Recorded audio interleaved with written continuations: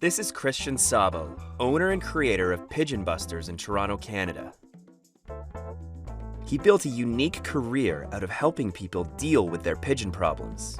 I started Pigeon Busters in 2001, shortly after I immigrated to Canada in late 2000s, and I was 20 years old. I started working for a company that was very similar to Pigeon Busters. I quickly learned the ins and outs, and I decided to start my own business. The first year was very rough. Unfortunately, we ended up in a situation where we ended up on the streets. So we were basically homeless for 2-3 months with my friend. So there was a lot of struggling in the beginning, but it definitely gave us energy and strength and to move on, and that's exactly what we did. Pigeon Busters doesn't really bust anything. Christian is not an exterminator. Rather, he installs different products that deters the pigeons from moving to a location using humane methods to relocate the pigeons. We're in the business of helping people live their daily lives, and due to the high number of pigeons in cities, they definitely become a nuisance. We are trying to resolve this on a local basis and also a humane way. Christian works on a number of different sites around the city, using engineers and architects to best eliminate the pigeon problem. Currently, we are working at an apartment building. The balconies have been renovated. Because of bad past experience, the owner decided to protect this new investment with bird netting.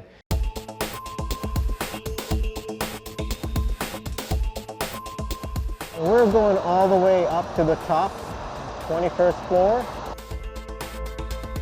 We're installing 50-foot long sections of nettings.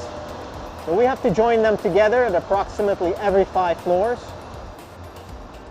As we make our progress with the bird netting, you'll notice right away that the pigeons aren't able to come back. That's the drop we did yesterday.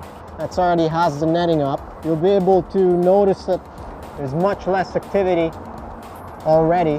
The birds are realizing more and more that they can't go back to the balconies and they're moving on somewhere else. In the city of Toronto, the pigeons' rights are largely unprotected by law. They are not covered by the Ontario Fish and Wildlife Conservation Act. Pigeons have the same rights as any other animal, and even though they can be a nuisance, they certainly shouldn't be considered pests. One of the biggest projects he has worked on was designing a height-adjustable netting system for the Air Canada Centre walkway.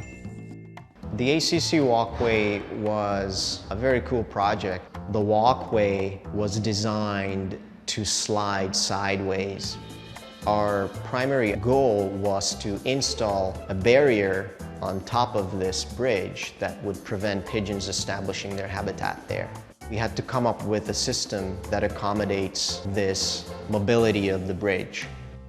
The urban metropolis can be a haven for birds of all kinds, but that's not always the case. Bird collisions with buildings are a really troubling consequence of the condo boom. Toronto has more than 130 condo buildings currently under construction, more than any other city in North America. And birds are paying the price, slamming into the shiny glass buildings at a rate of 1 to 10 million birds found dead each year.